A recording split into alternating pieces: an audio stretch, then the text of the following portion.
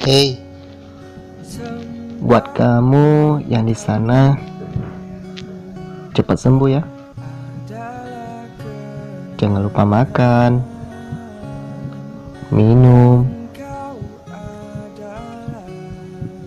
mandi, sholat, dan juga senyum. Karena senyum kamu itu manis. Agak kecil sih, hehe. Love you Nong.